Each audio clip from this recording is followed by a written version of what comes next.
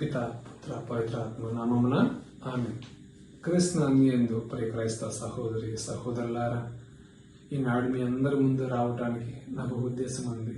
అదేంటంటే దేవుని యొక్క వాక్యం పట్ల నా యొక్క ఇష్టాన్ని, నా యొక్క అభిప్రాయాన్ని తెలియపరచుకోవాలని ఈ సమయం ప్రత్యేక విధంగా మీ ముందుకు రావడానికి ఈ సమయాన్ని ప్రత్యేక విధంగా ఉపయోగించుకుంటున్నాను.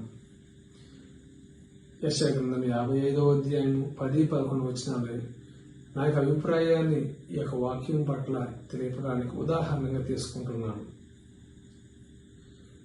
యెషయా గ్రంథం 55వ అధ్యాయము 10-11 వచనంలో ఏం తెలియపరుస్తున్నా అంటే, ఆకాశము నుంచి వాన మంచు పడే ప్రయత్నంలో అవి మళ్ళీ తిరిగి వెళ్లకుండా ఉంటాయి.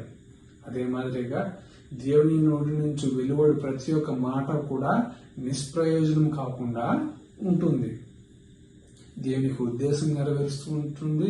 అదే మాదిరిగా దేవుని యొక్క ప్రణాళికను అది నెరవేరుస్తూ ఉంది.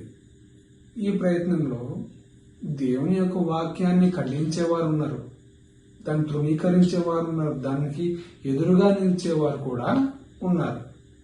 దేవుని యొక్క వాక్కు నిమిత్తమై ఎంతమంది ఎదురు ఉన్నా గాని, దాన్ని తృణీకరించిన వారు ఉన్నా గాని, దాన్ని ఖండించే వారు ఉన్నా గాని, దేవుని యొక్క ఆలోచన వేరు, మనుషుని యొక్క ఆలోచనలు వేరన్నట్టుగా దేవుడు తన యొక్క వాక్యాన్ని ఎలా విస్తారింప చేసుకోవాలో తెలుసు.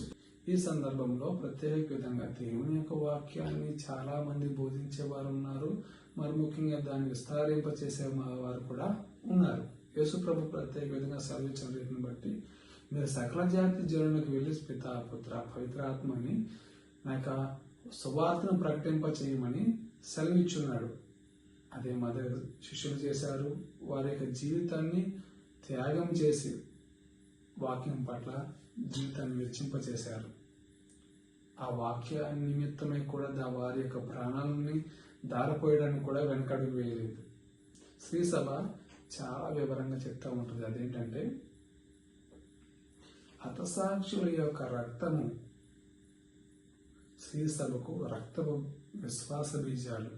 హతసాక్షుల యొక్క రక్తము శ్రీ సభకు విశ్వాస బీజాలుగా మారుతున్నాయని సెలవిస్తున్నారు. ఇంక విశ్వాస బీజాలు ఎప్పుడు మొలకెత్తుతాయి అంటే, వాక్యం ఎప్పుడైతే ఈ యొక్క విశ్వాస బీజాలను తాగుతూ ఉంటుందో, ఈ విశ్వాస బీజాలు ఏ కఠినమైన హృదయాల్లో ఎప్పుడైతే నాటబడతా ఉంటాయో, అప్పుడు వాక్యం అనేది ఆ విశ్వాస బీజానికి సహాయపడి తడిపి విస్తారింప చేయడానికి, మొలకెత్తడానికి సహాయపడుతూ ఉంటుంది.